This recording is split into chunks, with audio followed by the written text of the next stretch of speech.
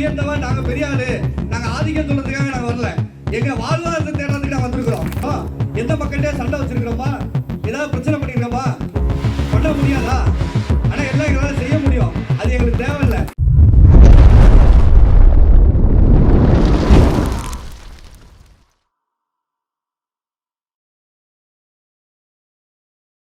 அலைக்கடலான திரண்டு வந்து இந்த சென்னை மாநகரத்தில் நம்மளுடைய கோரிக்கையை சிறப்பாக வைத்த உதவியாக இருக்கக்கூடிய தளபதிகளாக இருக்கக்கூடிய அனைத்து மாவட்ட செயலாளர்களே, ஒன்றிய நிர்வாகிகளே, நம்முடைய பேரவையை சார்ந்த அனைத்து பொறுப்பாளர்களே, இந்த ஆர்ப்பாட்டத்திற்கு உதவி புரிந்த காவல்துறை நண்பர்களே,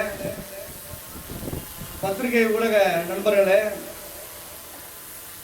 மண்டியிடாத மானமும் கொள்கை மாறாத எண்ணமும் கொண்ட வீரபத்திர வாரிசா வந்திருக்கக்கூடிய அனைத்து சொந்தங்களே, உங்களை அத்தனை பேருக்கு எனது வணக்கத்தை தெரிவித்துக் கொள்கிறேன். இந்த அரசு பல்வேறு விஷயங்கள்ல கவனம் செலுத்தினாலும் இப்ப இருக்கக்கூடிய காலகட்டத்தில் இந்த பொங்கல் தொகுப்பு என்ற அறிவிப்பை கொடுத்தோம், பல இலவசத்தை கொடுத்தோம், மிக துல்லியமாக இந்த மக்களை கண்டுகொள்ளாத இந்த அரசு எங்களுடைய இழந்த உரிமையை நாங்கள் மீட்க எங்கே இருந்தாலும் புறப்படுவோம், எங்களுடைய உரிமை மீட்டெடுப்பு என்ற உணர்வோடு உங்கள் இலவசத்தை எல்லாம் புறந்தள்ளிவிட்டு இன்னைக்கு சென்னை குழுங்கிற வகையில் ஒரு ஆர்ப்பாட்டத்தை இங்கே நடத்தி வைக்கிறோம் என்றால் அதற்கு இந்த அரசு செவிசாய்க்க வேண்டும் என்பது எங்களுடைய கோரிக்கை. கிட்டத்தட்ட 5 ஆண்டு காலமாக தொடர்ந்து அரசு அலுவலகத்தில் போராடி பல்வேறு கட்ட ஆர்ப்பாட்டங்கள் செய்து தொடர்ச்சியாக அரசை வலியுறுத்தி வந்தாலும் கூட ஒரு பெரிய விஷயமாக பார்க்க முடியாத, ஒரு பெரிய செலவினம் ஆகக்கூடாத, ஆகவில்லாத ஒரு பெயர் மாற்றத்தை தொடர்ச்சியாக கேட்கிறோம் என்றால் அது எங்களுடைய பொருளாதாரத்தை உயர்த்துவதற்காக கேட்கிறோம். ஆரம்ப காலத்திலிருந்து கிட்டத்தட்ட 75 ஆண்டு காலமாக இந்த சமுதாயத்தை ஒரு இழிவு நிலையை உருவாக்கி வைத்ததே இந்த அரசு தான்.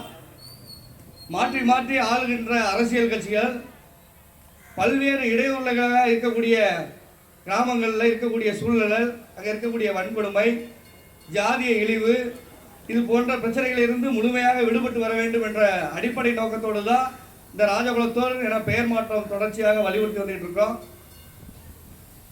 இதுவரை அந்த ராஜகுலத்தோரின் சாதி சான்றிதழ் வழங்குவதற்கு ஏன் இந்த அரசு தயங்குது என்பது எங்களுடைய கோரிக்கையாக இந்த ஆர்ப்பாட்டத்தில் முன்வைக்கிறோம். இல்லை, இந்த பெயர் மாற்றத்தில் உங்களுக்கு என்ன பிரச்சனை? இந்த பெயர் மாற்றம் கொடுப்பதனால் இந்த சமுதாயம் ஓங்கி வளர்ந்துடும் பயமா? தொடர்ச்சியாக இந்த அரசு எங்களை புறந்தள்ளுவதற்கான காரணம் என்ன என்பதை விளக்கி இந்த ஆர்ப்பாட்டத்தை நடத்தி வருகிறோம்.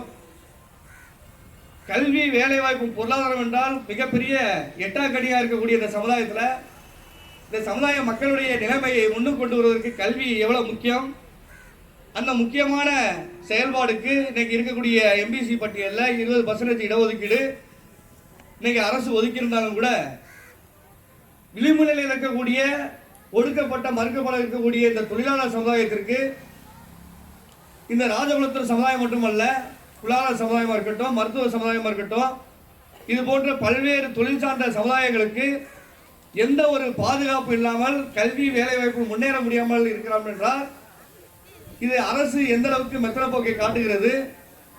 இல்லையா எங்களுடைய வாக்கு வங்கி மட்டும் உங்களுக்கு முக்கியமாக தேவைப்படுதா? தொடர்ச்சியாக அரசு அலுவலகங்களில் எத்தனையோ மனுக்கள் தொடர்ந்து கொடுத்து வருகிறோம், எதையாவது ஒரு நடவடிக்கை உண்டா? அதே போல அது மாவட்ட ஆட்சி அலுவலகமாக இருந்தாலும் சரி, அல்லது இங்கே இருக்கக்கூடிய காவல்துறையாக இருக்கட்டும், இல்லை இருக்கக்கூடிய அனைத்து அரசு அலுவலகமாக இருக்கட்டும், நாங்கள் கொடுக்கக்கூடிய மனுக்கள் அத்தனையுமே குப்பை தொட்டிக்கு போவதற்கான காரணம் என்ன? அப்போ எங்களுடைய போராட்டத்திற்கு முடிவு இதுதானா, இல்லை இதுதான் எங்களுடைய ஆரம்பிக்க வேண்டிய விஷயமா? தொடர்ச்சியாக எத்தனை போராட்டங்கள் இது போன்ற அரசு அலுவலகங்களில் ஏன் இந்த நடவடிக்கை மறுப்பதற்கான காரணம் என்ன என்பதை அரசு எங்களுக்கு தெரிவிக்க வேண்டும். இந்த பேரவை ஆரம்பித்ததிலிருந்து, கட்சி ஆரம்பத்திலிருந்து தொடர்ச்சியாக ஒடுக்கப்பட்ட, மறுக்கப்பட்ட, விளிம்பு நிலையில் இருக்கக்கூடிய மக்கள், தாழ்த்தப்பட்ட மக்கள், அன்றாட போராடிட்டு இருக்க மக்களுக்கெல்லாம் தொடர்ந்து நாங்கள் பாதுகாப்பு வழங்கி கொண்டு வந்திருக்கின்றோம். அவருடைய கோரிக்கை எல்லாம் தொடர்ந்து அரசுக்கு வலியுறுத்தி வந்திருக்கிறோம். அதே போல பார்த்தீங்கன்னு சொன்னால் இந்த எங்களுக்காக ஒதுக்கப்பட்டிருக்கக்கூடிய வாரியங்கள், தொழில் சார்ந்திருக்கக்கூடியவர்களுக்காக தொழிலாளர் வாரியம் என்ற ஒரு அமைப்பு இருக்கிறது. அந்த அமைப்பு செயல்படுகிறதா என்பதே எங்களுக்கு சந்தேகமாக இருக்கிறது.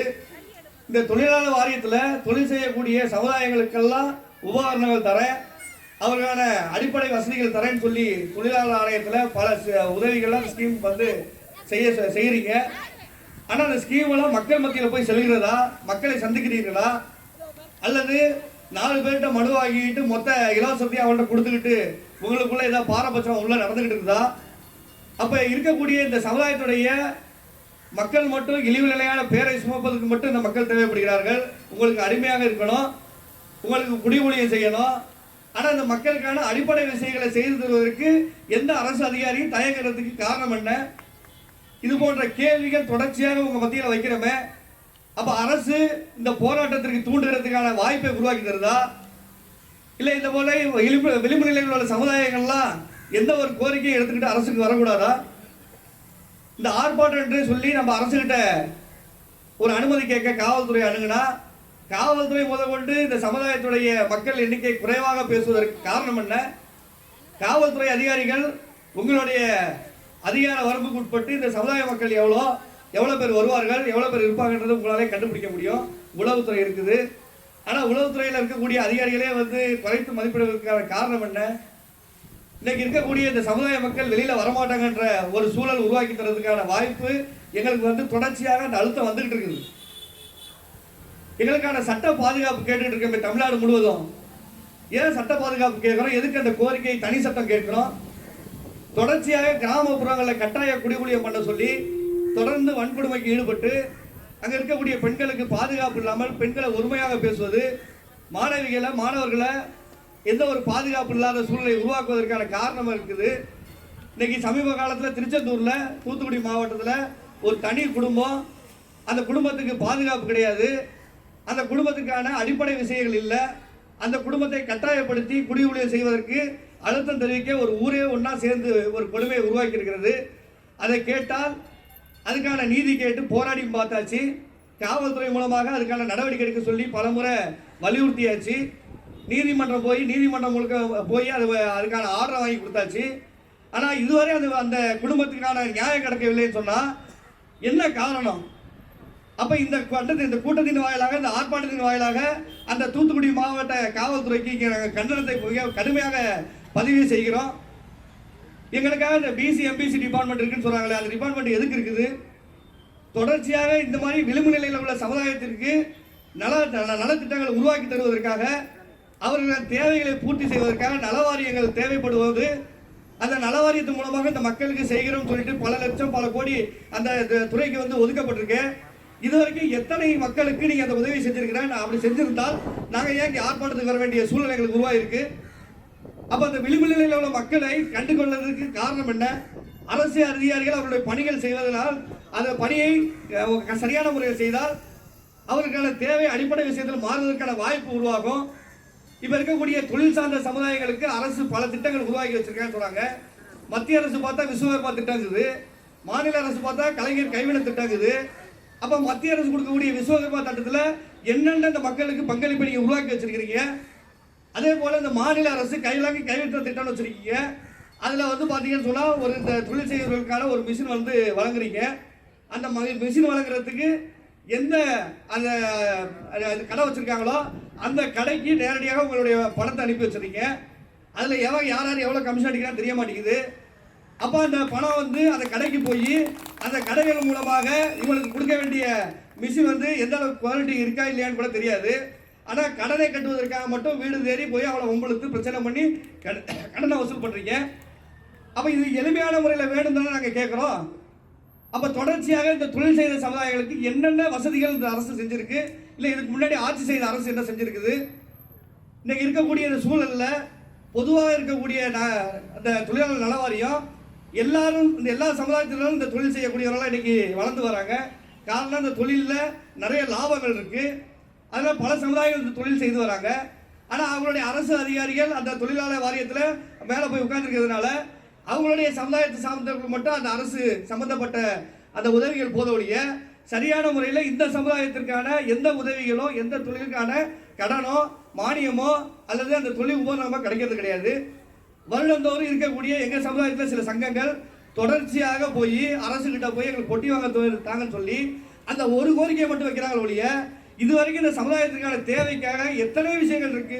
கல்வி வேலைவாய்ப்பு முன்னேற வேண்டும், கல்வி வேலைவாய்ப்பு முன்னேற வேண்டும், அரசு எங்களுக்காக தனி ஒதுக்கீடு செய்ய வேண்டும் என்ற கோரிக்கையை நம்ம வலியுறுத்த வேண்டும்.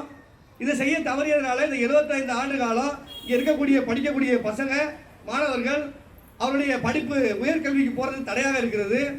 ஒரு மருத்துவ படிப்பு படிக்கனாலும் சரி, ஒரு ஐஏஎஸ் படிப்பு படிக்கனாலும் சரி, இல்லை ஒரு ஐபிஎஸ் போனாலும் சரி, உயர்ந்த அதிகாரமிக்க பதவிக்கு போகணும்னு சொன்னால் அந்த பதவிக்கு போகிறதுக்கு 1% 1/2% மார்க்கு குறைவாக இருக்கிறது.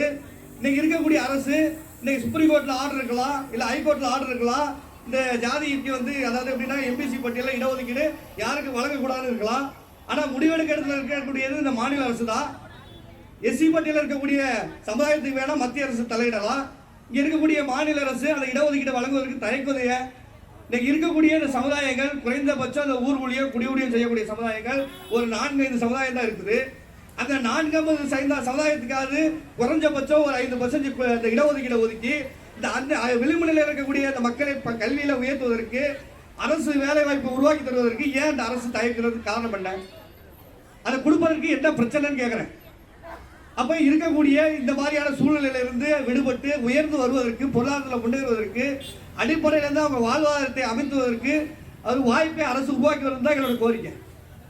தொடர்ச்சியாக பார்த்தீங்கன்னு சொன்னால் இதில் வேற பார்த்தீங்கன்னா இந்த கிரிமினல் லேயர்னு ஒன்று இந்த சமுதாயத்தில் எம்பிசி பட்டியலில் எல்லாம் வளர்ந்த சமுதாயம், நான் ஆதிக்க சமுதாயம் சொல்லியிருக்கக்கூடிய சமுதாயத்துக்கெல்லாம் சேர்த்து இந்த சமுதாயத்துக்கு ஒன்றா வச்சிருக்கிறதுனால வருமானத்துக்கு உச்சவரம்புக்கு மீறி போனால் இந்த விஷயங்கள்லாம் செய்யக்கூடாது, உங்கள் மேலே அந்த நடவடிக்கைலாம் இருக்குது, அதனால இந்த விஷயத்துக்கு மேலே உங்களை கொண்டு போய் சேர்க்க முடியாதுன்ற எல்லாருக்கும் சமமான சட்டமும் இந்த விளிம்பு நிலையில் உள்ள மக்களுக்கு தேவையா? அதை கொஞ்சம் மாற்றி அமைப்பதற்கு தான் கோரிக்கை கொடுக்குறோம். தொடர்ந்து எத்தனை முறை அரசு அலுவலகத்தை நாடுறது, இந்த துறை அமைச்சரை நாடுறது, இது போன்ற பிரச்சனைகள் தொடர்ந்து இந்த சமுதாயத்துக்கு இதுவரை அளவரைக்கு 75 ஆண்டு காலமாக தொடர்ந்து இருக்குது.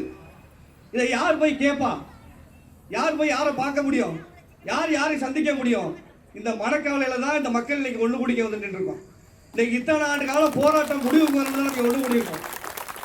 இது போன்று மட்டும் இல்லை, இன்னைக்கு இந்த இருக்கக்கூடிய அரசுல அறநிலையத்துறை அமைச்சர் மதுரையில் வந்து பார்த்தீங்கன்னு சொன்னால் முருகன் மாநாடு நடத்தினாரு. முருகன் மாநாடு நல்லபடியாக முடிச்சாங்க. ஆனால் அந்த கட்சி வளர்ந்துட்டு இருக்கு, அந்த கட்சியினர் வளர்ந்துட்டு இருக்காங்க, எல்லாரும் சார்ந்திருக்கவங்க வளர்ந்துட்டு இருக்காங்க. அந்த முருகனுக்கு உரிமையாளர் இருக்கக்கூடிய நாம அந்த சமுதாயத்தில் ஆட்கள் யாராவது ஒருத்தர் போய் உட்காந்தோமா?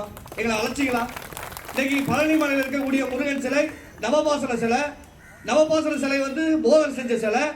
இன்னைக்கு முருகனை உள்ளார இருக்கக்கூடிய அந்த கருவறையில் போய் இந்த சாமியை கும்பிடுறீங்களே, அது எங்க சமுதாயத்தால் தானே செஞ்சு வச்சாரு. அந்த சமுதாயத்தில் இருக்கக்கூடிய ஒரு ஆளை கொண்டு போய் அந்த மண்டக உட்காரர்கள் என்ன தயக்கம்? என்ன உங்களுக்கு நாங்கள் செய்யலை? உங்களுக்கு அரசியல் அந்த எலெக்ஷன் வந்துருச்சுன்னு சொன்னால் தேர்தல் வந்தால் எங்களுடைய ஓட்டு தேவை. தேர்தல் முடிஞ்சதுக்கப்புறம் நாங்கள் யாரும் உங்களுக்கு உதவி செய்யறதுக்கு நாங்கள் தேவை, உங்களுக்கு ஊழியர் செய்யறதுக்கு நாங்கள் தேவை. இனிமேல் அது நடக்கவே நடக்காது. அதுக்கான வாய்ப்புகள் வாய்ப்பு கிடையாது. ஏன்னா இனி வரும் காலம் நமக்கான காலம். அதுக்காக நம்ம என்னுடைய அடையாளத்தை கேட்கிறோம். தொடர்ச்சியா நமக்கான ஒரு அடையாளம் கேட்கிறோம். என்ன கேட்கிறோம்? எங்களுடைய சமுதாயத்தில் பல்வேறு ஆன்மீக கடவுள் இருக்காங்க. அதே போல சுதந்திர போராட்டத்துக்காக போராடிய தியாகி இருக்காங்க. அவளை எங்கேயாவது கொஞ்சமாக நினைச்சு பார்க்குறீங்களா? எத்தனை போராளிகள் வந்து சுதந்திரத்துக்காக போராடி இருக்காங்க.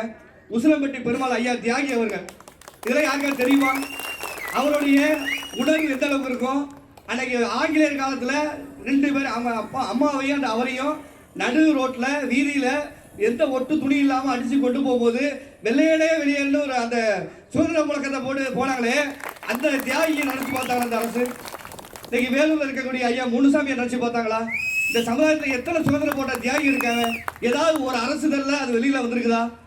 அப்போ எந்த அளவுக்கு இன்னைக்கு இருக்கக்கூடிய அந்த வெளியுறவு செய்தி தொடர்பு அமைச்சர் இருக்கிறாரு. தொடர்ந்து இந்த 6 ஆண்டு காலமாக தொடர்ந்து இந்த விஷயங்கள்லாம் நாங்கள் அரசிட்ட கேட்டுக்கிட்டு வரோம். எங்களுக்கான ஒரு அடையாளங்கள் வேணும். தொடர்ந்து இந்த சமுதாயத்தை ஒரு தொழில் சார்ந்த சமுதாயத்தை ஒரு குறுகிய வட்டத்துக்குள்ள போய் திணிச்சிருக்கீங்க. இந்த வட்டத்திலேருந்து அவங்க வெளியில் வரணும். இந்த மாதிரியான ஒரு அடிமை சங்கிலிருந்து வெளியில் வந்தால் தான் இவங்களுடைய வாழ்க்கையை முன்னேற வேண்டும். அதுக்காக இவங்களுக்கான ஒரு அடையாளத்தை உருவாக்குங்க. நாங்கள் உயர்ந்தவன், நாங்கள் பெரிய ஆளு, நாங்கள் ஆதிக்கம் சொல்றதுக்காக நாங்கள் வரல. எங்கள் வாழ்வாதாரத்தை தேடுறதுக்கு நாங்கள் வந்திருக்கிறோம். அப்போ எங்களுடைய அடையாளத்தை நாங்களும் தெரிஞ்சுக்கணும். மற்ற சமுதாயம் தெரிஞ்சுக்கணும். எல்லாம் போல நம்ம பாண்டிச்சேரி ஒருங்கிணைப்பாளர் சொன்னது போல சுயசாதி பற்று பிரசாதி நட்பு தானே தொடர்ச்சியாக நம்ம வந்து வலியுறுத்திட்டு வரோம். எந்த மக்கள்கிட்ட சண்டை வச்சிருக்கிறோமா, ஏதாவது பிரச்சனை பண்ணிக்கிறோமா, பண்ண முடியாதா? ஆனால் எல்லாம் எங்களால் செய்ய முடியும். அது எங்களுக்கு தேவையில்லை. எங்களுடைய வளர்ச்சி, எங்களுடைய முயற்சி, கல்வி, வேலைவாய்ப்பு, பொருளாதாரம், இதை தொடர்ந்து அரசை வலியுறுத்திட்டு வரோம். அப்போ எங்களுக்கான அடையாளத்துக்கு ஒரு மணிமண்டபம் கட்டி கொடுங்கன்னு கேட்குறோம். எங்களுடைய இடத்தை எத்தனை திருடுறீங்க? எங்களுக்காக ஒதுக்கப்பட்ட இடத்துல எத்தனை இடத்துல ஆக்கிரமிப்பு இருக்கு? நாங்கள் எத்தனை ஆக்கிரமிப்பு போராடி தீர்க்க வேண்டியிருக்கு. 1960 ஐயா காமராஜர் காலத்தில் இந்த சமுதாயத்திற்கு ஒரு சங்கம் உருவாக்கியிருக்காங்க சைதாப்பேட்டையில். இன்னைக்கு அந்த சங்கத்தோட இடத்தை யாருமே கேட்க வரலன்னு சொல்லி அரசு தானாகவே முடிவெடுத்து அந்த இடத்த மறுபடியும் திருப்பி எடுத்துக்கிட்டாங்க. பல போராட்டங்கள் மத்தியில் அந்த இடத்த மறுபடியும் மீட்டு கொண்டு வந்திருக்கிறோம். மீட்டு கொண்டு வந்தது மட்டும் கிடையாது, இப்போ அந்த திருடத்துக்கு அங்கே சமூக விரோதிகள் ஒன்று கூட்டியிருக்காங்க. எங்களுடைய அந்த துறையை சார்ந்த கமிஷனரும் தகவல் தராரு போலீஸ் கமிஷனருக்கு. அதே போல எல்லா அதிகாரிக்கும் தகவல் கொடுத்துருக்கிறோம். நாங்கள் திருடவில்ல, எங்கள் சொத்தை மீட்க வந்திருக்கோம். அந்த சொத்தை திருடுறதுக்கு எத்தனை பேர் வரோம்? இனிமேல் நம்ம தூங்கிட்டு இருந்தோம் சொன்னா நம்மளை யாருமே கண்டுகொள்ள மாட்டாங்க, ஏறி மிதிச்சுட்டே போவாங்க. தயவு செஞ்சு உங்களுக்காக, உங்க குழந்தைகளுக்காக நீங்க முடிந்து கொள்ளணும்ன்றது என்னோட கோரிக்கை. நம்மளுடைய கோரிக்கை, நம்மளுடைய உரிமையை குரல் கொடுத்தா மட்டும் தான் கிடைக்கும். நம்மளுடைய கோரிக்கை கேட்பதற்கு தயக்கம் இருந்தால் கடைசி வரைக்கும் நம்ம ஊமை ஜனங்களாக இருப்பவங்களுடைய மேலே வரதுக்கான வாய்ப்புகள் கிடையாது. இன்றையிலிருந்து நம்ம விழுத்து கொள்ளலைன்னா நம்மளை வந்து பார்த்தீங்கன்னா பணத்துக்கு சம்பந்தம் நினச்சிடுவாங்க. அதனால் தயவு செஞ்சு இன்னைக்கு இவ்வளோ தூரம் வந்திருக்கீங்க. ஒவ்வொரு விஷயமும் நம்மளுக்கு சமுதாயத்துக்கு மிக முக்கியமான விஷயம். பல போராட்டங்கள் நடத்திக்கிட்டு இருக்கிறதுக்கான அடிப்படை காரணம் தெரிஞ்சுக்கிட்டு இனிமேல் நம்ம ஒன்று கூடணும். அதே போல் அரசுக்கு பார்த்தீங்கன்னு சொன்னால் தொடர்ச்சியாக இந்த மணிமண்டபம் வேணும்னு வலியுறுத்திட்டு வரோம். அடுத்தது பார்த்தீங்கன்னு சொன்னால் எங்களுடைய சமுதாயத்துக்கு தனி வாரியம் கொடுங்க. எல்லாரும் சேர்த்து ஒன்றா இதில் அடைக்கிற மாதிரி அடைக்காதீங்க. வரக்கூடிய சலுகைகள் வந்து எங்களுக்கு தனிப்பட்ட முறையில் கிடைக்கல அப்படின்னு அரசை வலியுறுத்துகிறோம். அந்த வாரியத்தை எது கேட்குறோம்?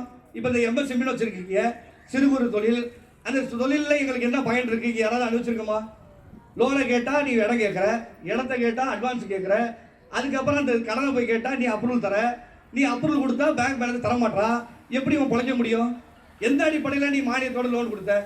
நீ கொடுக்கக்கூடிய நம்ம குதிரை வேண்டா சமுதாயத்துக்கு ஒரு 10 கோடி ரூபா கொடுத்துருக்கீங்க, ஒரு தனி வாரியத்தை உருவாக்கியிருக்கீங்க. அதே போல் இந்த சமுதாயத்துக்கு, இந்த விளிம்பு நிலை மக்களை மீட்டெடுப்பதற்கு ஏன் அரசு அதை முன்னெடுக்க மாட்டேங்குது? எங்களை போட்டு கிட்டத்தட்ட 10-15 தொழில் சார்ந்த சமுதாயங்கள் இருக்குது. தொழிலாளர்கள் பாதுகாப்புக்காக தொடர்ச்சி நாங்கள் வலியுறுத்திட்டு வரோம். எங்களை போன்றிருக்க சமுதாயங்களை இனக்கண்டு அந்த நிதியை ஒதுக்கி இவருடைய வாழ்வாதாரம் பொருளாதாரத்தை உயர்த்துவதற்கு ஏற்பாடு செய்வதற்கு நாங்கள் தொடர்ந்து வலியுறுத்துறமையே செவி சேர்க்க மாட்டேங்குது. அது மட்டும் இல்லை, இந்த சமுதாயத்துக்கான தனி வாரியத்தை அமைக்க வேண்டுகிறது எங்களுடைய அடிப்படை கோரிக்கையை நம்ம வந்து அரசை வலியுறுத்துறோம். அது மட்டும் கிடையாது, தொடர்ச்சியாக நம்மளுடைய சமுதாய மக்கள் அடுத்தவருக்கு வேலை செய்வதாகவும் தேர்தலில் வந்து அடுத்தவர்கள் பணி செய்வதாக தொடர்ந்து நம்ம இருந்துகிட்டு வரோம். நம்மளுடைய வளர்ச்சி அதிகமாகிறதுக்கு, நம்ம இந்த விஷயத்துலேருந்து மேலே வரத்துக்கு நமக்கான தனி தொகுதி அரசு, அதே போல் அந்த தேர்தல் ஆணையம் நமக்காக ஒதுக்கணும். ஏன்னு சொன்னால் நம்மளுடைய அடுத்த கட்ட வளர்ச்சி அரசியல் தான். அரசியலில் நம்ம இருந்தால் மட்டும்தான் நம்மளுடைய அடிப்படை உரிமையை பெற முடியும். அதனால் அரசியல் அங்கீகாரம் நமக்கு முக்கியம். அதுக்காக தான் உங்களுக்காக உருவாக்கப்பட்டது தேசிய சமூக நீதி கட்சி. நம்மளை போன்று விளிம்பு நிலையில் இருக்கக்கூடிய மக்களை ஒன்றிணைக்கணும். அதே போல் நம்மளை போன்று தொழில் செய்கிற சமுதாயங்கள்லாம் ஒன்றிணைக்கணும். அனைத்து சமுதாயத்துக்கு போராடுறதுக்கு தான் இந்த அரசியல் கட்சி நம்ம இங்கே வச்சிருக்கோம். இந்த தேசிய சமூக நீதி கட்சி அடுத்தவர்கள் உதவி செய்து அடுத்தவர்கள் முன்னேற்றுவதற்காக இந்த கட்சி உருவாக்கப்பட்டது என்பதை மக்களிடத்தில் தெரியப்படுத்துவதற்கு நீங்கள் அத்தனை பேர் தயாராக இருக்கணும். எனவே இந்த காவல்துறை இருக்கக்கூடிய அரசாங்கம் எங்களுக்கான ஒரு வாய்ப்பை உருவாக்கி கொடுங்க. எங்கள் மக்கள் வந்தால் அவங்களை ஏதோ பார்க்குற மாதிரி பார்க்காதீங்க. நாங்கள் கொடுக்குற மனுவை கொஞ்சமாவது படித்து பாருங்க. நீங்கள்லாம் படித்தவங்க. எங்களுடைய மனுவில் நல்லது இருந்தால் நல்லது செய்யுங்க, தவறு இருந்தால் சொல்லுங்கள், மாற்றிக்கிறோம். அதுக்காக காவல்துறை எங்களுக்கு உதவி செய்யணும்னு கேட்டுக்கொண்டு இதுவரைக்கும் இந்த இடத்துல இருந்து எங்களுக்கு பாதுகாப்பு வழங்கிய காவல்துறை, அதே போல் ஊடக நண்பர்கள், வெளியூர்லேருந்து பல இன்னல்கள் மத்தியில் இருந்து இந்த இடத்துல வந்து நம்ம ஆர்ப்பாட்டத்தில் கலந்துக்கிட்டு நம்முடைய குரலை உயர்த்தி காட்டி உரிமைக்கான அந்த கோரிக்கையை அரசுக்கு முன்வைக்கிறதற்காக வந்திருக்கக்கூடிய நம்முடைய சொந்தங்கள், கட்சி நிர்வாகிகள், பேரவை நிர்வாகிகள், வந்திருக்கக்கூடிய அத்தனை பேருக்கும் நன்றி பாராட்டி விடைபெறுகிறேன். நன்றி, வணக்கம்.